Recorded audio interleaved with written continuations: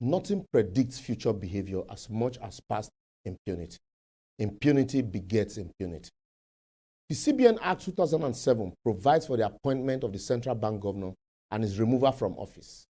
Section 8.1 of the CBN Act provides that the governor and the deputy governor shall be persons of recognized financial experience and shall be appointed by the president, subject to confirmation by the Senate, on such terms and conditions as may be set out in their respective letters of appointment. If you go down to Section 11 of the same Act, it provides for cessation of appointment by central bank governor, deputy governor, and directors of the CBN. And it stipulates in Section 11.2, paragraph C and F of the Act, that the governor, the deputy governor, or director shall cease to hold office in the bank if he is guilty of a serious misconduct in relation to his duties and that's under the Act, or is removed by the president, provided that the removal of the governor shall be supported by 2/3 majority of the Senate. Pray that it be so removed. We know that for anybody to say you are guilty, it must be the court only. Then Section 11 sub 4 of the same Act provide that if the governor, any deputy governor or director of the bank dies, resign, or otherwise vacates his office before the expiration of his term for which he is appointed, there shall be appointed a fit and proper person to take his office on the board for the unexpired term of his appointment in the first instance, like it happened in the case of Sanusi. So I know this sounds like jargons as I quote section, subsection, but I beg, no verse. Just follow me small, will go somewhere and you will soon understand. At this stage, I must also say, like I have always said earlier, I'm not a fan of Emefiele. So I'm not talking about Emefiele, I'm discussing law as it relates to the holder of the office of the central bank governor and the need to uphold the sanctity of the law always, irrespective of who is involved. Some people, though, have argued that the president has power to hire and fire and suspend a CBN governor and pointed to the provisions of Section 11 of the Interpretation Act. So I beg, make we read Section 11 of the Interpretation Act 2004. It states, where an enactment confers a power to appoint a person either to an office or to exercise any function, whether for a specific period or not, the power includes power to remove or suspend. So that power donates power to remove or suspend if you have the power to appoint. But can Section 11(1)(b) of the Interpretation Act apply to the office of the CBN governor? That is the big question. Under Section 11 of the CBN Act, the power to appoint and remove the CBN governor from office have been specifically and carefully donated to two authorities. That is the President and the Senate, as the procedure of appointment and removal are provided exclusively by the Act. So according to the Supreme Court in Ude and Uwara, once the law prescribes a particular method of exercising a statutory power, any other method of exercising it is excluded, and to do otherwise would enthrone arbitrariness. So you see, we say don't even go court for today advocacy.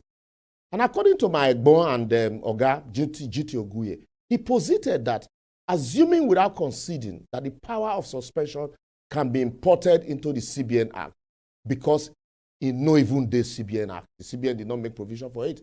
The question is, who can exercise the power of suspension and how can it be exercised? According to him, he concluded that the answer is not far-fetched, as he believes that the Senate and the President are both the appointing and removing authority of the CBN Act, and neither of them can act alone. So it is our belief, therefore, that legally speaking, if we follow the submission of the doctrine of he who hires can suspend, then the two institutions, that is Senate and the President, who hire the CBN governors, are the only ones who can jointly suspend or sack him, except the court says otherwise, especially since there is no mention of suspension in the CBN Act. Remember, in 2014, when Lamido Sanusi was suspended as central bank governor, even though the PDP and their supporters of good luck argued that the president has the power to suspend the CBN governor by the provisions of the Interpretation Act, it was the argument and position of the APC supporters that the reason why the powers of the suspension is not donated by the CBN Act is to make the occupant of the office of the CBN governor enjoy security of tenure. They also concluded at that time that the CBN governor is not to occupy the office at the pleasure of a president. But today, the tables have turned.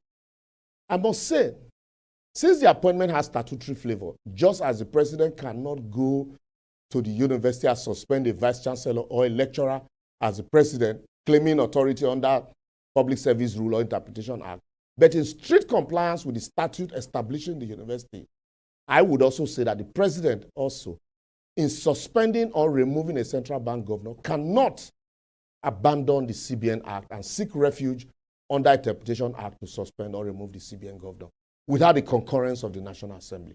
I will therefore advocate, until we learn to obey our laws strictly, irrespective of who is involved, ensure the compliance with our court orders and judgment, whether against government or otherwise, and most importantly, properly fast-track the administration of justice in our country, will continue to make motions without movement, as no serious-minded person will take a country where law changes depending on the face of the person in power and court judgment are observed in breach, as the windmill of justice grinds slowly, but surely forgetting that justice delayed is justice denied.